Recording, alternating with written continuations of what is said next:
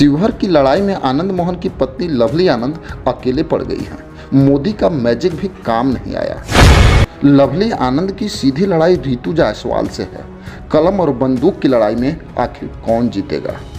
इस लोकसभा चुनाव में शिवहर की जनता ये तय कर देगी कि आखिर बिहार की शेरनी कौन बनेगी। बिहार में लोकसभा की लड़ाई इस समय प्रधानमंत्री मोदी बनाम लालू प्रसाद यादव का दिख रहा है, क्योंकि इस लोकसभा चुनाव में नीतीश कुमार नगण्य दिखाई दे रहे हैं, क्योंकि प्रधानमंत्री मोदी और पूरा भाजपा खेमा लालू प्रसाद यादव से लड़ रहा है।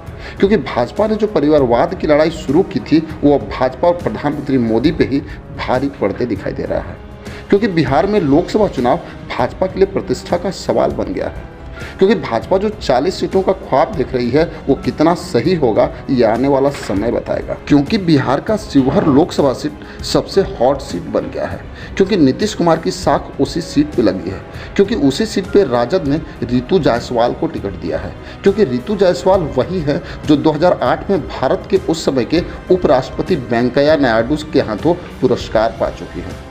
अगर देखा जाए तो शिवहर की लड़ाई अब कलम और बंदूक के बीच आ गई है। पहले ये बयान सुनिए। तलवार दिखाए और लहरा लहरा के बंदूक दिखाए, वो दिखाए कि वो शिवहर की जनता को डरा करके लेगा वोट।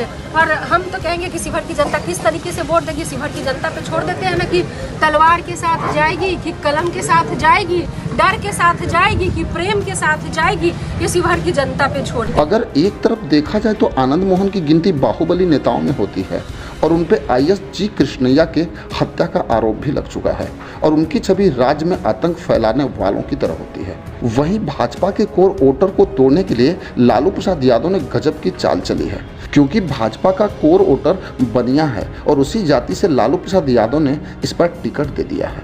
वैसे भले ही आनंद मोहन अपनी पत्नी का चुनाव प्रचार कर रहे हैं, लेकिन रितु जायसवाल उनसे भारी पड़ती दिखाई दे रही हैं, क्योंकि रितु जायसवाल ने साफ कहा कि यह लड़ाई बंदूक बना कलम के बीच होगी।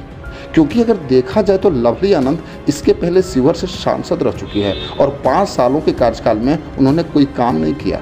वहीं अगर दूसरी तरफ देखा जाए तो रितु जायसवाल सिंह वाहिनी पंचायत से बिहार की मुखिया रह चुके हैं और वो सबसे बिहार की चर्चित मुखिया रहे, जो उस समय के उपराष्ट्रपति वेंकैया नायडू के हाथों पुरस्कार पा चुकी हैं और बिहार का मान बढ़ा चुकी हैं। वहीं अगर देखा जाए तो रितु जायसवाल 2020 का विधानसभा चुनाव कुछ ही मतों से हारे, लेकिन अपनी पहचान वो क्षेत्र में एक शेरनी की तरह बना चुकी हैं। वैसे अगर देखा जाए तो रितु जायसवाल आनंद मोहन पर लगातार हमलावर हैं। मेरा लक्ष्य यहाँ की सेवा है, मेरा लक्ष्य शिवहर का विकास है, मेरा लक्ष्य शिवहर को आतंक से दूर रखना है या आतंक को उखाड़ के फेंक देना है। और जिसका लक्ष्य पहलवानी करना हुआ के पहलवानी करे, जो शिवहर को दंगल समझता है वो दंगल के मैदान में आकर के लड़े, वो प्रभाव। उन्होंने बोला कि लवली आनंद की पहचान अपनी क्या है, उनकी पहचान तो आनंद मोहन से है।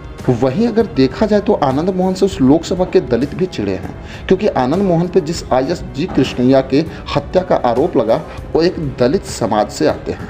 वहीं अगर देखा जाए तो किसी भी जाति का वोटर ये नहीं चाहेगा कि उनके भविष्य को फिर से बंदूक का डर दिखाई दे, जिसमें तत्काल लवली आनंद फेल होती दिख रही है। वैसे इस लोकसभा चुनाव में ये तो तय हो जाएगा कि बिहार की असली शेरनी कौन है। आप अपनी राय हमें कमेंट बॉक्स में जरूर लिखेंगे। बस आज के लिए इतना ही, फिर मिलेंगे। जय हिंद।